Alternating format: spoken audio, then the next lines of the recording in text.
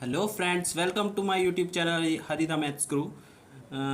Students, आज हम discuss करेंगे एक नया topic linear programming problem. Linear programming problem एक जो टॉपिक है इसको हम डिस्कस करने जा रहे हैं। ये टॉपिक इंक्लूडेड है ऑपरेशन रिसर्च, एक सब्जेक्ट है उसमें भी इंक्लूडेड है। साथ ही साथ इंजीनियरिंग और बीएससी एमएससी जैसे जो कोर्सेज है उन सभी में इंक्लूडेड है। ये टॉपिक इंपॉर्टेंट हो जाता है, जो एंट्रेंस एग्ज़ाम्स होते हैं उनके लिए भी इंपॉर्टेंट हो जाता है, साथ ही साथ गेट के एग्ज़ाम के लिए भी इंपॉर्टेंट है और नेट में भी इंक्लूडेड है। तो प्यारे स्टूडेंट्स, ये सभी इन सभी कोर्सेज़ के लिए इम्पोर्टेंट टॉपिक है, इसलिए मैंने ये वीडियो स्टार्ट किया है आज। तो देखते हैं, इस टॉपिक को जानते हैं कि what is linear programming. But उससे पहले मेरी आप लोगों से रिक्वेस्ट है कि इस वीडियो को ज़्यादा से ज़्यादा लाइक, शेयर और सब्सक्राइब कीजिएगा चैनल को, और बेल आइकन को प्रेस कीजिएगा, जिससे कि आपको अच्छी अच्छी वीडियो मिलती रहे और नोटिफिकेशंस मिलते रहे। चलिए स्टार्ट करते हैं।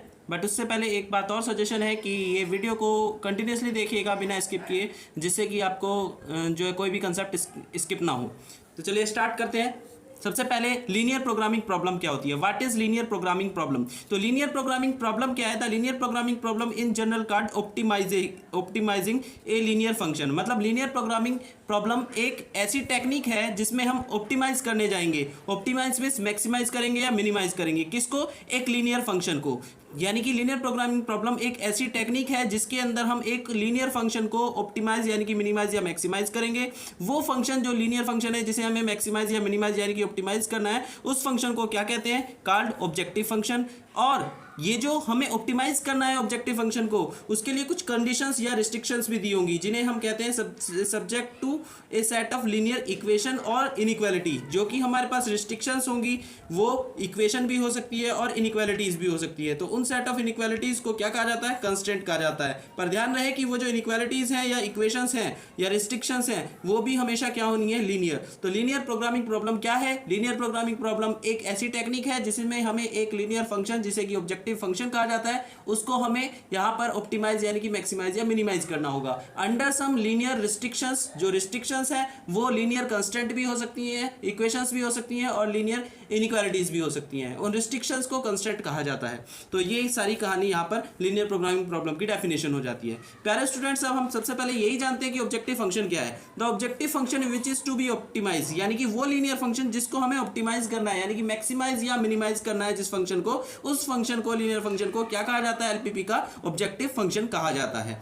ठीक है, नेक्स्ट आती है बात कंस्टेंट क्या होती है एलपीपी में। कंस्टेंट क्या है? The system of linear equations. जो भी लीनियर इक्वेशंस क्वेश्चन में इंक्लूडेड है एलपीपी में, या इनइक्वालिटीज भी हो सकती हैं, वो जिनके अंडर में ऑब्जेक्टिव फंक्शन को हमें क्या करना हो? ऑप्टिमाइज करना हो। The system of linear equations और inequations under which the objective function is to optimize. जिनके लिए ऑब्जेक्टिव फंक्शन को हमें ऑप्टिमाइज करना है, जिन कंडीशन को ध्यान में रखते हुए, उन कंडीशंस जो कि इक्वेशन भी में भी हो सकती है और इनइक्वालिटीज में भी हो सकती है, उन कंडीशंस को क्या कहा जाता है? कंस्ट्रेंट कहा जाता है या रिस्ट्रिक्शन भी कहा जाता है। चलिए अब मैथमेटिकल फॉर्मुलेशन जान लेते हैं एलपीपी का क्या होता है, मैथमेटिकल फॉर्म क्या होती है यहाँ पर।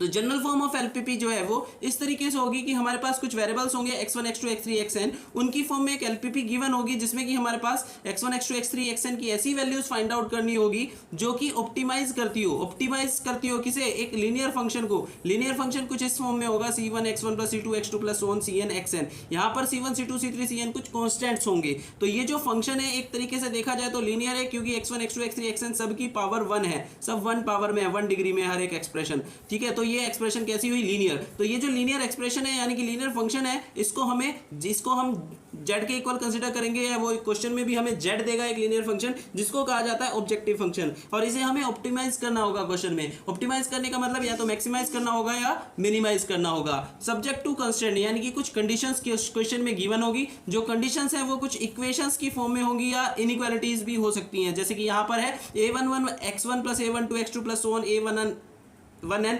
xn less than equal to का साइन हो सकता है, या ग्रेटर हो सकता है, या फिर ग्रेटर देन इक्वल टू का भी साइन हो सकता है, या इक्वल का भी। तो किसके? एक नंबर यहाँ पर b1 होगा कांस्टेंट। तो इसी तरीके से सेकंड कांस्टेंट भी होगी a21 x1 + a22 x2 + so on a2n xn less than equal to या इक्वल या greater than equal to of to B2। तो इसी तरीके से यहाँ पर ये हमारे पास एक सिस्टम ऑफ इक्वेशंस या इनइक्वालिटीज हमें गिवन होगी, जो कि जिनके अंडर में जिन बातों को ध्यान में रखते हुए इन कंडीशन को सेटिस्फाई करता हुआ हमें z की वैल्यू ऑप्टिमाइज करनी होगी। ये जो कंडीशंस हैं, इनइक्वेशंस हैं, इन कंडीशंस को या कंस्ट्रेंट रिस्ट्रिक्शंस को क्या कहा जाता है? इन्हीं को कंस्ट्रेंट कहते हैं। उसके बाद एलपीपी के अंदर एक टर्म और आती है जिसे बोलते हैं non negative restriction. Non negative restriction का मतलब एलपीपी में जितने भी वेरिएबल क्वेश्चन के अंदर इंक्लूडेड हैं, जैसे कि ये क्वेश्चन में हम देख रहे हैं यहाँ पर x1 x2 x3 xn variable unknowns हैं, तो उन सभी पर एक रिस्ट्रिक्शन होगी कि x1 भी ग्रेटर देन इक्वल टू 0 होगा, x2 भी ग्रेटर देन इक्वल टू 0 होगा, एंड सो ऑन xn भी ग्रेटर देन इक्वल टू 0 होगा। यानी कि हर एक वेरिएबल के लिए रिस्ट्रिक्शन रहेगी कि कोई भी वेरिएबल नेगेटिव नहीं हो सकता। हर एक वेरिएबल या तो ग्रेटर देन 0 होगा या इक्वल 0 होगा। तो इस रिस्ट्रिक्शन को नॉन नेगेटिविटी की रिस्ट्रिक्शन बोलते हैं। तो अगर हम सिंपली अगर देखें पूरा एक बार जनरलाइज करके कि एलपीपी में होंगे क्या क्या टर्म्स, तो एलपीपी के अंदर एक टर्म होगी ऑब्जेक्टिव फंक्शन z, जिसको हमें क्या करना होगा? ऑप्टिमाइज करना होगा, यानी कि इसे मैक्सिमाइज करना होगा z को, या मिनिमाइज करना होगा। दूसरी टर्म एलपीपी के अंदर आती है, दूसरा पार्ट आता है एलपीपी का, वो है कंस्ट्रेंट। कंस्ट्रेंट मतलब वो इक्वेशन या इनइक्वालिटीज जिनको के अंडर में ऑब्जेक्टिव फंक्शन z को हमें क्या करना है? मिनिमाइज या मैक्सिमाइज करना है। इन कंडीशंस को क्या कहते हैं? कंस्ट्रेंट कहते हैं। उसके बाद लास्ट टर्म आती है एलपीपी की, that is called non negative restriction, जिसमें कि सारे वेरिएबल्स को ग्रेटर देन इक्वल टू 0 होना होगा, यानी कि कोई भी वेरिएबल नेगेटिव नहीं होना चाहिए। तो ये सब मिलाकर एक एलपीपी फ्रेम होती है। नेक्स्ट देखते हैं matrix form of LPP. LPP की मैट्रिक्स फॉर्म क्या होती है? मैट्रिक्स फॉर्म में किसी भी एलपीपी को इस तरीके से स्टेट किया जा सकता है, इसका स्टेटमेंट दिया जा सकता है कि हमें एलपीपी में x1 x2 x3 xn यानी कि वेरिएबल्स की वो वैल्यू फाइंड आउट करनी होगी सो दैट जो ऑप्टिमाइज करती हो किसे? ऑब्जेक्टिव फंक्शन z को, जिसको हम इस तरीके से लिख सकते हैं c इंटू x। और कंस्टेंट जो कंडीशन थी जो अभी पीछे हमने डिस्कस करी थी, उसको हम ऐसे लिखेंगे ax लेस देन इक्वल या ग्रेटर देन इक्वल b। ध्यान रहे यहाँ पर c और a और b ये तीनों जो है वो मैट्रिक्स हैं, और x भी एक मैट्रिक्स है। यहाँ पर एक और कंडीशन होगी कि x यानी कि variable matrix greater than equal to 0 होगा। अब बात आती है यहाँ पर a क्या है? a जो है वो यहाँ पर जो कंस्टेंट थी हमारे पास, ये इसकी कोफिशिएंट मैट्रिक्स है, जिसको कंप्लीट जो कि m क्रॉस n ऑर्डर की होगी। तो यहाँ पर अगर इसे कंप्लीट लिखे तो कोफिशिएंट मैट्रिक्स बनेगी a11 फर्स्ट रो आएगा, a12 a13 so on a1n, second row आएगा a21 a22 a23 a2n and so on. इस तरीके से m क्रॉस n ऑर्डर की एक कोफिशिएंट मैट्रिक्स हमारे पास फ्रेम होगी एलपीपी के कोरस्पोंडिंग। नेक्स्ट फिर ये c क्या है? जो हम ऑब्जेक्टिव फंक्शन यहाँ पीछे लिख रहे थे यहाँ पर, तो ऑब्जेक्टिव फंक्शन जो हमने डिस्कस किया था यहाँ पर, ये जो फॉर्म डिस्कस की थी, तो इस फॉर्म के अंदर यहाँ पर जो z का कोफिशिएंट है ये c1 x1 plus c2 x2 plus cn xn, तो ये वो जो c1 c2 c3 cn है, इन सबको कंबाइंड करके, इन सबको लेकर अगर हम एक रो मैट्रिक्स बनाते हैं c1 c2 c3 cn, ये जो रो मैट्रिक्स फ्रेम होती है इसे कहा जाता है रो मैट्रिक्स, यानी कि प्राइस मैट्रिक्स कहा जाता है, जो कि z के कोफिशिएंट की है। तो ये c1 c2 c3 ये प्राइस या कॉस्ट कहलाती हैं, और ये पूरी मैट्रिक्स जो बनी इसे प्राइस मैट्रिक्स या कॉस्ट मैट्रिक्स कहा जाता है। उसके बाद बात आती है बी क्या है? बी है यहाँ पर जो हमने कंस्टेंट लिखी थी उसमें राइट साइड में यहाँ पर जो टर्म्स थी हर एक कंस्टेंट के अंदर, यहाँ पर b1 b2 b3 नंबर्स थे लेस देन इक्वल टू या ग्रेटर देन इक्वल टू के राइट साइड। तो वो जो b है उन सबको b1 b2 b3 bn सबको लेकर एक कॉलम मैट्रिक्स बना ली जाए, तो ये जो मैट्रिक्स फ्रेम होगी इसे b मैट्रिक्स बोलेंगे, और इस मैट्रिक्स को कहा जाता है रिक्वायरमेंट वेक्टर। इस मैट्रिक्स को बी को कहा जाता है रिक्वायरमेंट वेक्टर। उसके बाद बात आती है एक्स क्या है? एक्स यहाँ पर जो हमारे पास एलपीपी के अंदर वेरिएबल है x1 x2 x3 xn,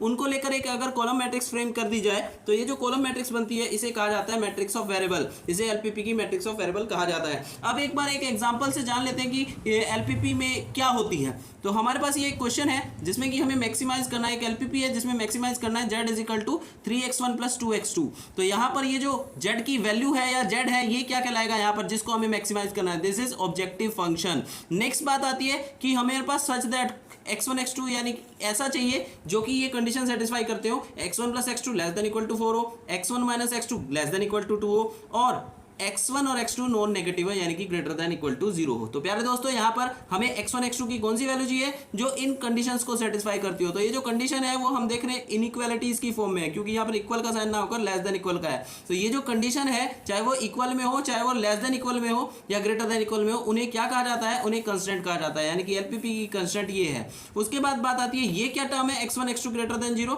ये नॉन नेगेटिव रिस्ट्रिक्शन है। प्यारे दोस्तों जो एलपीपी है जरूरी नहीं है कि वो हमेशा ऑब्जेक्टिव फंक्शन को मैक्सिमाइज करने की प्रॉब्लम ही हो सकता है उसमें मिनिमाइजेशन की भी प्रॉब्लम हो। तो इसमें जैसे कि एक और एग्जांपल है, इसमें ऑब्जेक्टिव फंक्शन को मिनिमाइज करना है, तो इसमें भी ये जो ऑब्जेक्टिव फंक्शन है वो यही होगा जो z की वैल्यू है, वहां पर भी ऑब्जेक्टिव फंक्शन z ही था, z की जो वैल्यू थी वही होगी, और ये कंस्टेंट रहेगी यहाँ पर।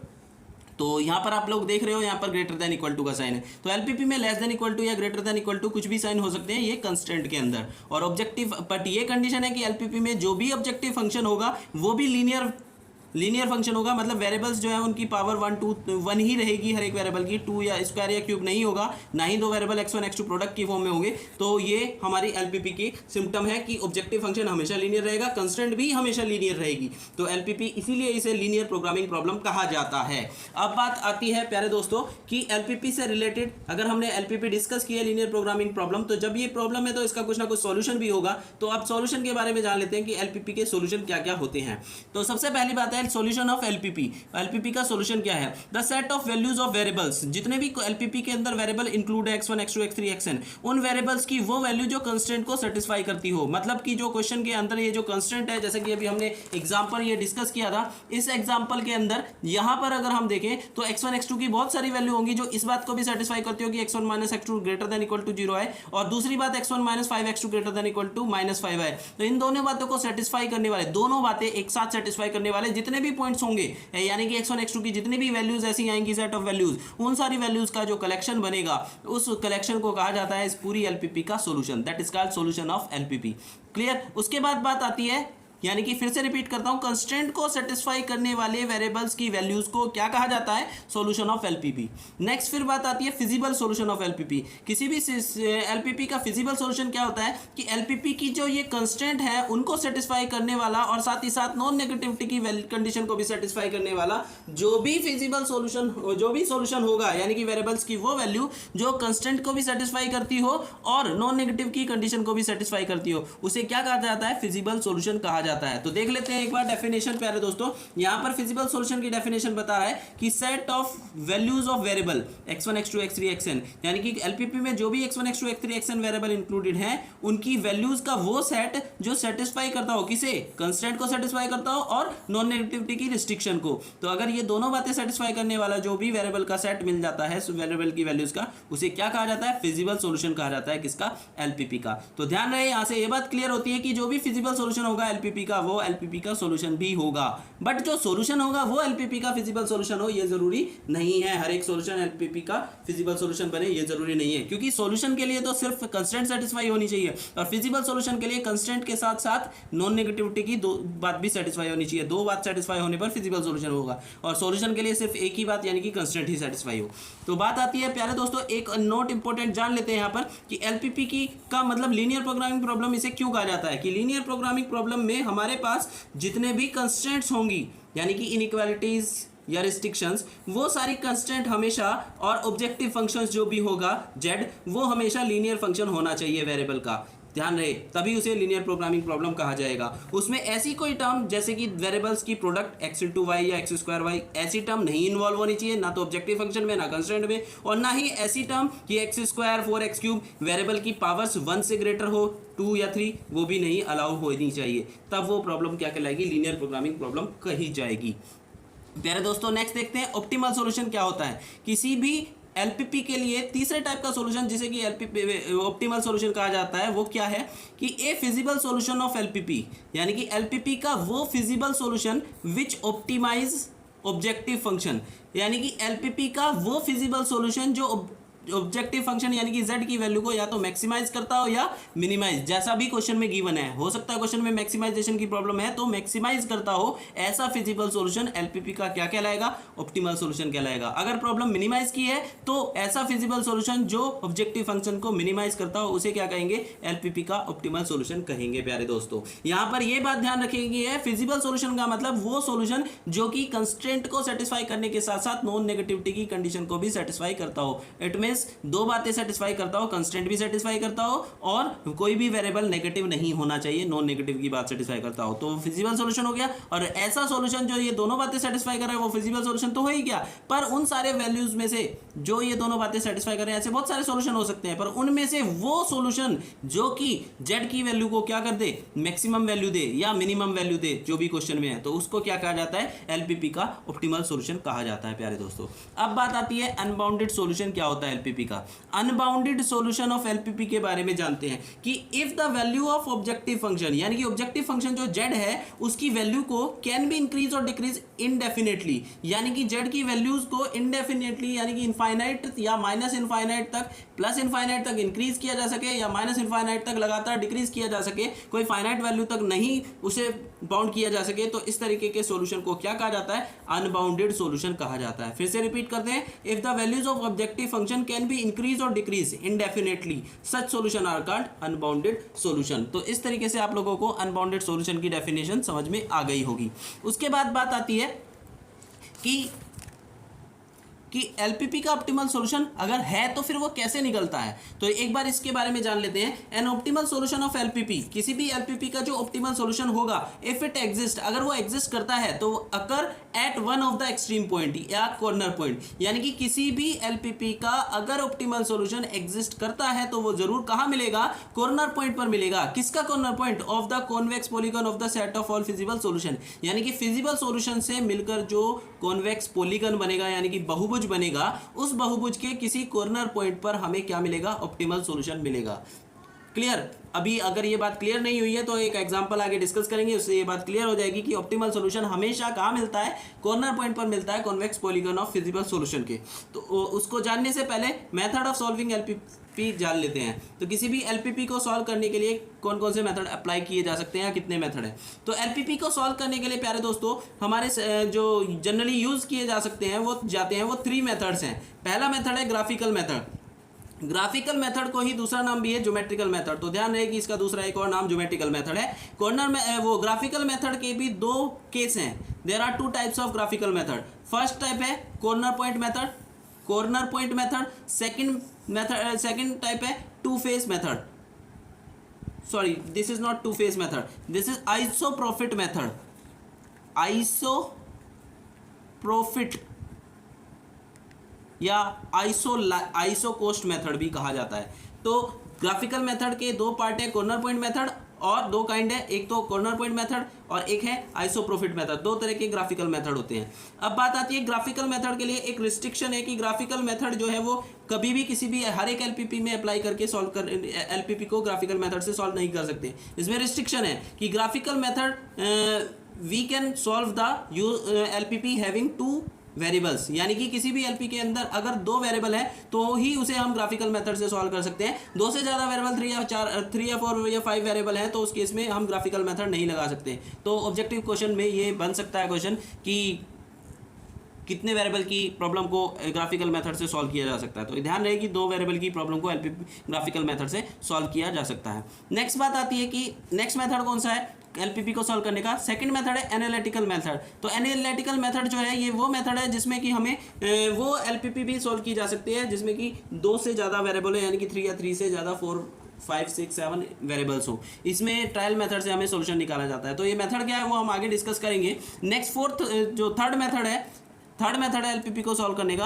तो थर्ड मेथड यहाँ पर है सिंप्लेक्स मेथड। तो सिंप्लेक्स मेथड से भी हम एलपीपी को सॉल्व कर सकते हैं। पर ये एलपीपी का जो सिंप्लेक्स मेथड सॉल्व करने का मेथड है, ये मेथड भी जो है वो एनी नंबर ऑफ वेरिएबल की एलपीपी को सॉल्व कर सकता है, यानी कि एलपीपी में कितने भी वेरिएबल हो उसको ये सॉल्व कर सकता है। यानी कि सिर्फ ग्राफिकल मेथड ही ऐसा है जिस पर कि हम बाउंड हो जाते हैं कि हम 2 से ज़्यादा वेरिएबल अगर हैं तो उसे ग्राफिकल मेथड से सॉल्व नहीं कर सकते एलपीपी को। अब पहली बात, हम सबसे पहला वाला मेथड यानी कि ग्राफिकल मेथड जान लेते हैं कि ग्राफिकल मेथड से एलपीपी को कैसे सॉल्व किया जाता है। पहले प्यारे दोस्तों, तो सबसे पहले हमारे पास ये ग्राफिकल मेथड से सॉल्व करने के लिए हमने एक एलपीपी ली है।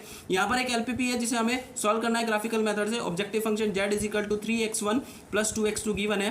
कंस्टेंट है x1 plus x2 less than equal to 4, x1 minus x2 less than equal to 2 and x1 x2 greater than equal to 0। तो ये हमारे पास एक एलपीपी है गिवन है।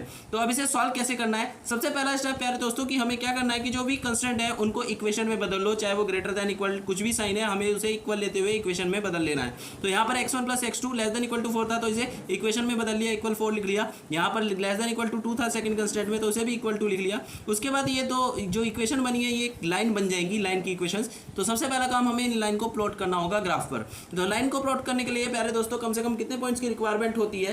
तो 2 पॉइंट्स की रिक्वायरमेंट होती है। आंसर होगा 2 पॉइंट की रिक्वायरमेंट होती है। तो वो 2 पॉइंट्स हम हर एक लाइन के निकाल लेंगे। तो पहली लाइन का पॉइंट निकालने के लिए एक बार मैंने x1 को 0 रख दिया। तो अगर मैं x1 0 रखता हूँ तो यहाँ से x2 कितना निकल आएगा 4। तो यानी कि ये पॉइंट अगर आ गया x1 x2, तो x1 हो गया 0 और x2 हो गया 4। दूसरा पॉइंट लाइन का निकालना है, तो इस बार x2 को 0 रख दो, तो x1 कितना आ जाएगा 4। तो ये पॉइंट आ जाएगा यहाँ पर 4,0। तो इस लाइन के 2 पॉइंट मिल गए हैं। तो पहले काम हम इस लाइन को ही प्लॉट कर लेते हैं ग्राफ में। तो सबसे पहले काम हमें क्या करना है, 2 एक्सिस ड्रॉ कर लेनी है, एक एक्स एक्सिस और एक वाई एक्सिस जो एक दूसरे के परपेंडिकुलर है। तो x1 एक्स एक्सिस पर x1 की वैल्यू ले ली और y एक्सिस पर x2 की वैल्यू ले ली है, और यहाँ पर कहीं पर ओरिजिन। तो यहाँ पर जो हमने पॉइंट्स निकाले थे लाइन का एक पॉइंट आया था 4,0 और एक आया था 0,4। तो ये जो 4,0 पॉइंट है, 4 मीन्स ये किसकी वैल्यू हुई, x1 की, और 0 मीन्स x2 की वैल्यू हो गई। तो यहाँ पर x1 एक्सिस पर 4 डिस्टेंस जाना है और x2 पर 0, यानी कि x2 पर चलना ही नहीं है। तो ये पॉइंट कहाँ पर होगा, x1 एक्सिस पर 4 डिस्टेंस पर होगा।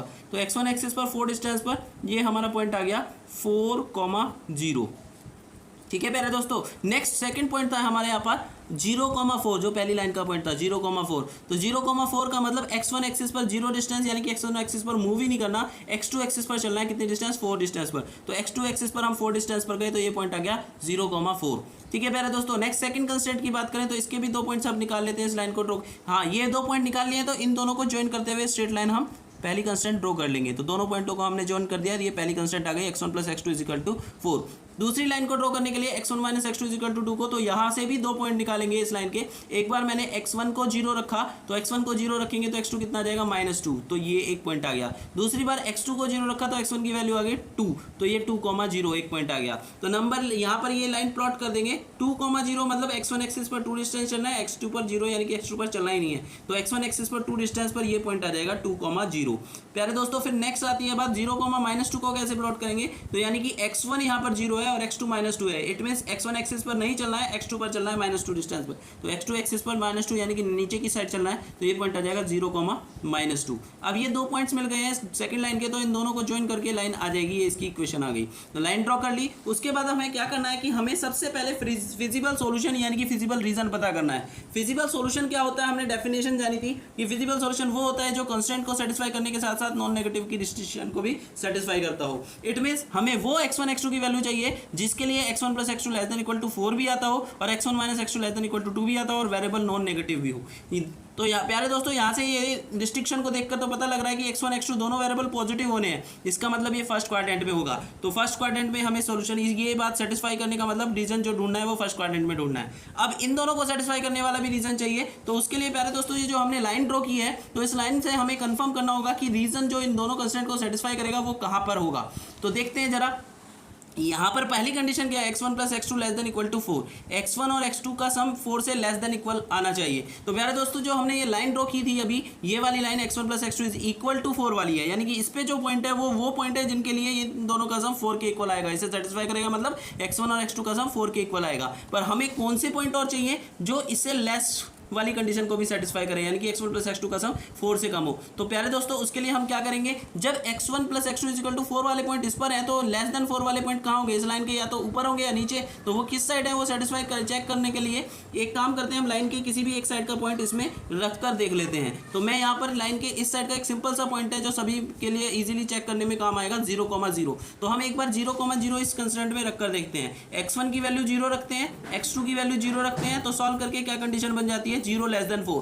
प्यारे दोस्तों, बताइए जरा कि 0 < 4 बात ट्रू है या फॉल्स। तो यहां से हमें रिजल्ट मिलता है हाँ ये ट्रू है। अगर ये ट्रू है तो इसका मतलब जिस साइड ये जो पॉइंट इसे सेटिस्फाई कर रहा है, जिसके लिए ट्रू आ रहा है, रीजन सारा उस साइड होगा इसको सेटिस्फाई करने वाला। तो कौन सा पॉइंट रखकर हमने अभी यहाँ पर देखा था, ओरिजिन, और उसके लिए रिजल्ट ट्रू आ रहा है। इसका मतलब रीजन जो इस कंडीशन को < वाली बात को सेटिस्फाई करेगा वो ओरिजिन की तरफ को एरो करता हुआ होगा। प्यारे दोस्तों, अगर ये बात ट्रू ना होकर फॉल्स हो जाती, यानी कि जैसे यहाँ पर ये 0 < 4 आया और कंडीशन ये बनती 0 < 4, यहाँ पर ग्रेटर का साइन होता क्वेश्चन में, तो फिर ये ग्रेटर का साइन होने पर ये फॉल्स हो जाता। फॉल्स होने का मतलब रीजन किधर होता, जिधर ओरिजिन है उधर ना होकर उसके अपोजिट साइड, यानी कि एरो दूसरी साइड चला जाता। ठीक है, अब दूसरे कंस्टेंट को देखते हैं। सेकंड कंस्टेंट है यहाँ पर x1 - x2 <= 2। तो इसमें भी हम एक पॉइंट जो ओरिजिन 0 0 रखकर देख लेते हैं। तो जैसे ही मैं x1 और x2 की वैल्यू 0 रखेंगे तो 0 - 0 <2 आ जाएगा। It mean 0 <2। तो क्या ये बात ट्रू है, तो हाँ बात ये ट्रू है, 0 2 से लेस होता है। तो ट्रू है, तो इसका मतलब जो ओरिजिन 0 0 हमने रखकर देखा है वो इस बात को सेटिस्फाई कर रहा है। इसका मतलब जो रीजन है इस लाइन के उस साइड होगा जिधर ओरिजिन 0,0 दिख रहा है। तो ये लाइन हमारे पास ये थी x1 - x2 = 2। तो ओरिजिन इसके किस साइड दिख रहा है, इसके इस साइड दिख रहा है। तो इसका मतलब जो इस बात को सेटिस्फाई करने वाला पोर्शन होगा पॉइंट्स होंगे वो सारे किस साइड होंगे, इसके इस साइड होंगे। तो प्यारे दोस्तों कि अब हमें लास्ट कंडीशन ये भी नॉन नेगेटिव वाली भी देखनी है, यानी कि x1 और x2 पॉजिटिव होना है, यानी कि फर्स्ट क्वाड्रेंट में होना है। तो फर्स्ट क्वाड्रेंट में हमें वो पार्ट देखना है कि जो इन सारी बातों को सेटिस्फाई करता हो, यानी कि इसके नीचे भी हो, इसके ऊपर भी हो। तो प्यारे दोस्तों ऐसा रीजन कौन सा है जो इसके इधर भी है और इसके इधर भी है और फर्स्ट क्वाड्रेंट में आ रहा है, तो ये सिर्फ और सिर्फ ये वाला रीजन दिख जाएगा, ये रीजन जो मैंने शेड किया है। तो इस रीजन को जो सबका बात सेटिस्फाई कर रहा है, यानी कि कॉमन रीजन है फर्स्ट क्वाड्रेंट में, उसी रीजन को क्या कहा जाता है, फिजिबल सॉल्यूशन कहा जाता है या फिजिबल रीजन कहा जाता है। तो ये हमारा फिजिबल रीजन हो गया। फिजिबल रीजन का मतलब ये वो सारा पोर्शन है x1 x2 वेरिएबल्स की वो वैल्यूज हैं जो कि हमारी कंस्टेंट को और नॉन नेगेटिविटी की बातों को सेटिस्फाई करेंगी। अब प्यारे दोस्तों हमें बात क्या करनी है, यहाँ पर एलपीपी का ऑप्टिमल सॉल्यूशन निकालना है। तो हमें याद हो तो डेफिनेशन में हमने पढ़ा था कि किसी भी एलपीपी का ऑप्टिमल सॉल्यूशन मतलब वेरिएबल्स की वो वैल्यू जो जेड की वैल्यू को मैक्सिमाइज करता हो और ये सारी कंस्टेंट को नॉन नेगेटिविटी की कंडीशन को सेटिस्फाई करता हो, यानी कि फिजिबल सॉल्यूशन जो कि जेड की वैल्यू को मैक्सिमाइज कर जाए वो ऑप्टिमल सॉल्यूशन कहलाता है। तो अभी जो हमने ये शेड करके निकाले हैं ये सारे फिजिबल सॉल्यूशन है, पर हमें इसमें से वो सॉल्यूशन देखना है, यानी कि वो पॉइंट ढूंढना है जिसके लिए जेड मैक्सिमम आए, क्योंकि मैक्सिमम की प्रॉब्लम है। तो इसके लिए एक मैंने नोट बताया था कि किसी भी एलपीपी का ऑप्टिमल सॉल्यूशन अगर कहीं भी एग्जिस्ट करता है तो वो कहाँ करता है, उसके जो भी फिजिबल सॉल्यूशन का पॉलीगन यानी कि बहुभुज बना है। तो यहाँ पर क्या बना है, ये शेप क्या बनी है, यहाँ पर ये जो शेप बनी है प्यारे दोस्तों, यहाँ पर अगर हम देखें तो ये एक क्वाड्रिलेटरल बना है, यहाँ पर ये क्वाड्रिलेटरल यानी कि चतुर्भुज बना है। तो इस चतुर्भुज यानी कि क्वाड्रिलेटरल के जितने कॉर्नर पॉइंट हैं उनमें से किसी एक कॉर्नर पर ऑप्टिमल सॉल्यूशन निकलेगा। तो कॉर्नर पॉइंट मेथड यही कहता है। तो सबसे पहले जितने भी कॉर्नर हैं उनके कोऑर्डिनेट निकाल लो। तो ये कॉर्नर हमें पता ही है, इसके कॉर्नर के कोऑर्डिनेट 0,0 है, इसके भी पता है 2,0 है, इसके भी पता है 0,4 है, पर ये वाला नहीं पता। तो प्यारे दोस्तों ग्राफ में रीड करने की जरूरत नहीं है, इस कॉर्नर पॉइंट के कोऑर्डिनेट निकालने के लिए दोनों इक्वेशन जिनसे क्रॉस करके बन रही है इनको सॉल्व कर लेंगे। तो सॉल्व तो आप लोग कर सकते हो, दोनों को ऐड कर देंगे, x2 कैंसिल आउट हो जाएगा, 4 + 2 3 आ जाएगा, 4 + 2 6 आ जाएगा और x1 + x2 कितना आ जाएगा, x1 + x1 2x1 आ जाएगा। तो यहाँ से x1 की वैल्यू कितनी आ जाएगी 3, तो x1 की वैल्यू 3 आ गई है, x1 की वैल्यू यहाँ रख दो तो x2 यहाँ से 1 आ जाएगा। तो ये Q पॉइंट के कोऑर्डिनेट आ गए हैं। जैसे ये पॉइंट के कोऑर्डिनेट आ जाए तो अब हमें क्या करना है, एक टेबल कंस्ट्रक्ट करनी है जिसमें कि हमें चार पॉइंट लिखने हैं। क्यू ओ पॉइंट जिसके कोऑर्डिनेट 0,0 थे, पी पॉइंट जिसके कोऑर्डिनेट 2,0, क्यू के 3,1 और आर के 0,4, और दूसरा कॉलम में जेड की वैल्यू जो कि क्वेश्चन में दी हुई है 3x1 + 2x2। अब हमें क्या करना है, ये जो वैल्यूज हैं इनमें रखती जानी है। ये 0 मतलब x1 की वैल्यू हुई और ये 0 मतलब x2 की वैल्यू हुई। तो x1 की जगह 0 और x2 की जगह 0 रखकर यहाँ से z निकाल लिया, कितना है 0। नेक्स्ट फिर दूसरे पॉइंट के कोरस्पॉन्डिंग x1 कितना है, यहाँ पर x1 है 2 और x2 कितना है यहाँ पर 0। तो ये वैल्यू इसमें रख देंगे 3 × 2 x1 की वैल्यू प्लस 2 × 0 x2 की वैल्यू। तो सॉल्व करके z 6 आ जाता है। सिमिलरली बाकी दो पॉइंट के लिए भी z निकाल लेंगे। उसके बाद क्योंकि क्वेश्चन मैक्सिमाइज का था तो जो भी मैक्सिमम वैल्यू देगा, तो यहाँ पर हमें दिख रहा है मैक्सिमम वैल्यू 11 आ रही है, तो ये ही इसका ऑप्टिमल सॉल्यूशन आ जाएगा। इसका मतलब ऑप्टिमल सॉल्यूशन क्या होगा, 11 किसके वैल्यू के कोरस्पॉन्डिंग आ रहा है, x1 = 3 के लिए और x2 = 1 के लिए। तो इसका मतलब यहाँ पर इसका एलपीपी का सॉल्यूशन क्या हो जाएगा, x1 = 3, x2 = 1 और maximum z = 11। This is the required answer. तो इस तरीके से हमें एलपीपी का ऑप्टिमल सॉल्यूशन निकालना है प्यारे दोस्तों। तो आज के लिए इतना ही, बाकी फिर नेक्स्ट वीडियो में हम डिस्कस करेंगे। इस वीडियो को ज़्यादा से ज़्यादा लाइक शेयर और सब्सक्राइब कीजिएगा जिससे कि बाकी स्टूडेंट्स जो भी हैं उनका बेनिफिट हो सके। आज के लिए